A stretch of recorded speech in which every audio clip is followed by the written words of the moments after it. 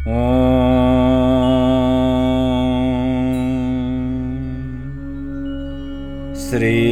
सांब शिवाय नमः। अथ सप्तत्रिंशोऽध्यायः। 37वां अध्याय। गणों सहित वीरभद्र द्वारा दक्ष यज्ञ का विध्वंस, दक्ष वध।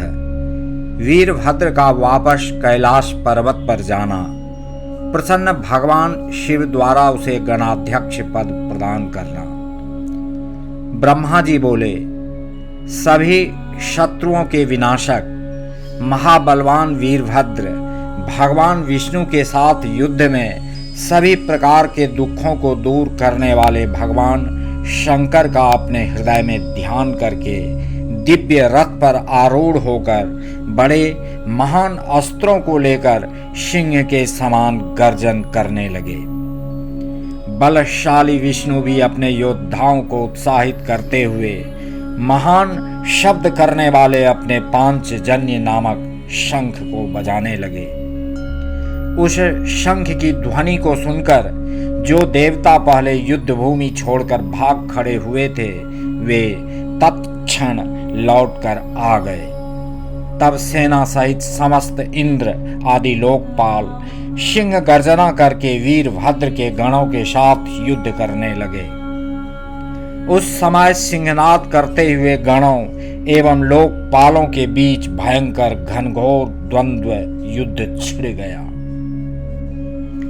इंद्र नंदी के साथ युद्ध करने लगे, अग्नि अश्मा के साथ और बलशाली कुबेर कुष्मांडपति के साथ युद्ध करने लगे। तब इंद्र ने 100 पर्व वाले वज्र से नंदी पर प्रहार किया। नंदी ने भी त्रिशूल से इंद्र की छाती में प्रहार किया।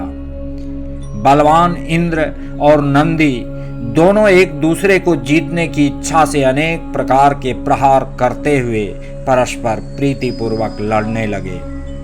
अत्यंत क्रोध युक्त अग्नि ने अपनी शक्ति से अश्मा पर प्रहार किया तथा उसने भी अग्नि पर बड़े वेग से तीक्ष्ण धार वाले त्रिशूल से प्रहार किया।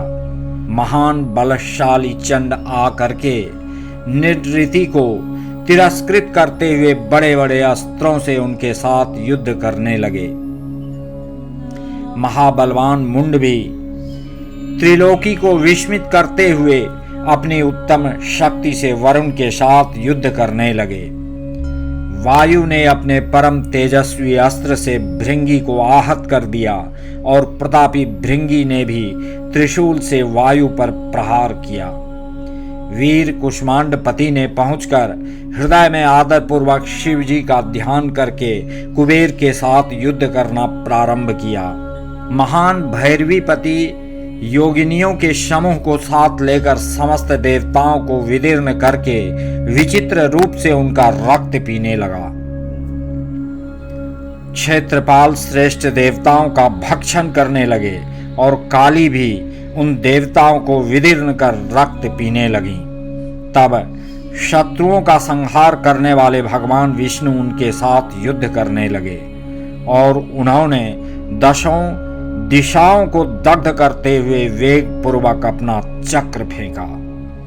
चक्र को वेग पूर्वक आते हुए देखकर बलवान क्षेत्रपाल ने सहसा वहां पहुंचकर उस चक्र को ग्रसित कर लिया। शत्रुओं के नगर को जीतने वाले भगवान विष्णु ने अपने चक्र को ग्रसित हुआ देखकर उसके मुख को मसलकर उस शत्रु के मुख से चक्र को उगलवा लिया। तब संसार के एकमात्र स्वामी महानुभाव तथा महाबलवान भगवान विष्णु अत्यंत कुपित हो उठे। वे क्रोधित होकर अपने चक्र तथा अनेक प्रकार के अस्त्रों को लेकर उन अस्त्रों से उन महावीर गणों के साथ युद्ध करने लगे। विष्णु ने प्रचंड पराक्रम के साथ भयंकर महायुद्ध किया। वे अनेक प्रकार के अस्त्र चलाकर प्रसन्नतापूर्वक उनके साथ युद्ध कर रहे थे। वे भैरव आदि गण भी अत्यधिक क्रोध में भरकर महान ओज से अनेक प्रकार के अस्त्रों को छोड़ते हुए उनके साथ युद्ध करने लगे। इस प्रकार अतुलनीय तेज वाले विष्णु के साथ होते हुए उनके युद्ध को देखकर बलवान वीरभद्र लौटकर उनके पास पहुंचकर विष्णु के साथ स्वयं युद्ध करने लगे। उसके बाद महातेजस्वी माधव भगवान विष्णु अपने चक्र को लेकर कुपित हो उन वीरभद्र के साथ युद्ध करने लगे। हे मुने, उस समय अनेक प्रकार के अस्त्र धारण करने वाले महावीर वीरभद्र तथा सागरपति विष्णु, उन दोनों का रोमांचकारी घनघोर युद्ध होने लगा। विष्णु के योग बल से उनके शरीर से शंख, चक्र और गदा हाथों में धारण किए हुए असंख्य वीरगण प्रकट हो गए। विष्णु के समान ही बलशाली तथा नाना प्रकार के अस्त्रों को धारण किए हुए वे वीरगण वार्तालाप करते हुए वीरभद्र के साथ युद्ध करने लगे। वीरभद्र ने भगवान शंकर का स्मरण करके विष्णु के समान तेजस्वी उन सभी को अपने त्रिशूल से मारकर भस्म कर दिया। तत्पश्चात उन महाबली वीरभद्र ने युद्ध भूमि में ही लीला पूर्वक विष्णु की छाती पर त्रिशूल से प्रहार किया। हे मुने, पुरुषोत्तम श्रीहरि त्रिशूल के प्रहार से घायल होकर सहसा भूमि पर गिर पड़े और अचेत हो गए। तब प्रलयाग्नि के समान तीनों लोकों को जला देने वाला और वीरों को भयभीत करने वाला अद्भुत तेज उत्पन्न हुआ। पुरुष श्रेष्ठ श्रीमान भगवान विष्णु पुनः उठकर क्रोध से नेत्रों को लाल किए हुए अपने चक्र को उठाकर वीरभद्र को मारने के लिए खड़े हो गए। तब दीनता रहित चित्त वाले शिव स्वरूप वीरभद्र ने प्रलयकालीन आदित्य के समान महान तेजस्वी उस चक्र को स्तंभित कर दिया। हे मुने, मायापति महाप्रभु शंकर के प्रभाव से विष्णु के हाथ में स्थित चक्र चल नहीं पाया, वह निश्चित रूप से स्तंभित हो गया था। तब भाषण करते हुए उन गणेश्वर वीरभद्र ने विष्णु को भी स्तंभित कर दिया और वे शिखर युक्त पर्वत के समान खड़े रह गए। हे नारद, वीरभद्र ने जब भगवान विष्णु को स्तंभित कर दिया तब यह देखकर याज्ञिकों ने स्तंभन से मुक्त कराने वाले मंत्र का जप करके उन्हें स्तंभन से मुक्त कर दिया। हे मुने, तदनंतर स्तंभन से मुक्त होने पर सार्ंग नामक धनुष धारण करने वाले रमापति ने कुपित होकर वाण सहित अपने धनुष को उठा लिया। हे तात, हे मुने, उन वीरभद्र ने 3 बाणों से विष्णु के सार्ंग धनुष पर प्रहार किया और वह उसी क्षण 3 टुकड़ों में विभक्त हो गया। तब महावाणी द्वारा बोधित हुए विष्णु ने उन महागण वीरभद्र को असह्य तेज से संपन्न जानकर अंतर्धान होने का मन में विचार किया। सती के द्वारा किए गए आत्मदाह के समस्त परिणाम को, जो शत्रुओं के लिए असह्य था, जानकर सभी लोग सबके स्वामी स्वतंत्र शिवजी का स्मरण करके अपने गणों के साथ अपने अपने लोक को चले गए। मैं भी पुत्र के शोक से पीड़ित हो सत्यलोक चला आया और अत्यंत दुख से व्याकुल होकर विचार करने लगा कि मुझे अब क्या करना चाहिए। मेरे तथा श्री विष्णु के चले जाने पर जो भी यज्ञोपजीवी देवता थे, मुनियों सहित उन सब को शिव गणों ने जीत लिया।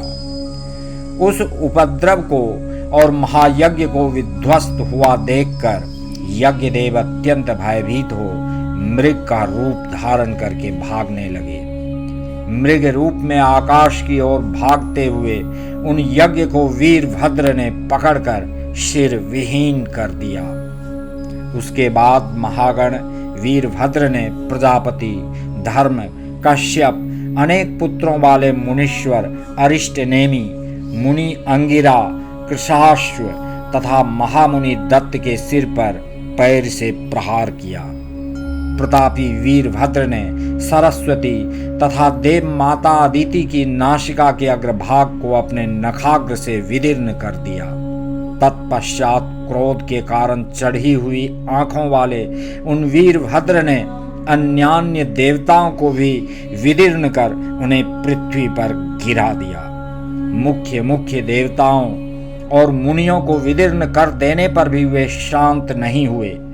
महान क्रोध से भरे हुए वे नागराज की भांति सुशोभित हो रहे थे। जैसे सिंह वन के हाथियों की ओर देखता है, उसी प्रकार शत्रुओं को भी मारकर वे वीरभद्र सभी दिशाओं में देखने लगे, कौन शत्रु कहाँ है। उसी समय प्रतापी मणिभद्र ने भृगु को पटक दिया और उनकी छाती पर पैर से प्रहार करके उनकी दाढ़ी नोच ली। चंड ने बड़े वेग से पूषा के दांत उखाड़ लिए, जो पूर्व काल में महादेव जी को दक्ष द्वारा शाप दिए जाने पर दांत दिखाकर हंस रहे थे। नंदी ने भग को रोष पूर्वक पृथ्वी पर गिरा दिया और उनकी दोनों आंखें निकाल ली, जिन्होंने शिव को शाप देते हुए दक्ष की ओर नेत्र से संकेत किया था। गणेश्वरों ने स्वधा, स्वाहा, दक्षिणा, मंत्र, तंत्र तथा अन्य जो भी वहां उपस्थित थे सबको तहस नहस कर दिया। उन गणों ने क्रोधित होकर वितानाग्नि में विष्ठा की वर्षा कर दी। इस प्रकार वीर गणों ने यज्ञ की ऐसी दुर्गति कर दी जिसका वर्णन नहीं किया जा सकता। ब्रह्मपुत्र दक्ष उनके भय के मारे अंतर्वेदी के भीतर छिप गए थे। वीरभद्र पता लगाकर बलपूर्वक उन्हें खींच लाए। उनका गाल पकड़कर उन्होंने उनके मस्तक पर तलवार से आघात किया, परंतु योग के प्रभाव से उनका सिर फटा नहीं, अभेद्य ही रह गया। तब उनके सिर को अस्त्र शस्त्रों से अभेद्य समझकर उन्होंने पैरों से दक्ष की छाती को दबाकर हाथ से सिर को तोड़ दिया। तदनंतर गणों में श्रेष्ठ वीरभद्र ने उन शिवद्रोही दुष्ट दक्ष के उस सिर को अग्नि कुंड में डाल दिया। उस समय वीरभद्र अपने हाथ में त्रिशूल घुमाते हुए इस प्रकार शोभित हो रहे थे, मानो युद्ध भूमि में संवर्ताग्नि सबको जलाकर क्रोध में भरी हुई पर्वत के समान स्थित हो। जिस प्रकार प्रज्वलित अग्नि पतंगों को जला डालती है, उसी प्रकार वीरभद्र ने क्रोधित होकर बिना परिश्रम किए ही इन सब को मारकर अग्नि से जला डाला। तत्पश्चात दक्ष आदि को जलाकर वीरों की शोभा से युक्त त्रिलोकी को गुंजित करते हुए वीरभद्र ने भयानक अट्टहास किया।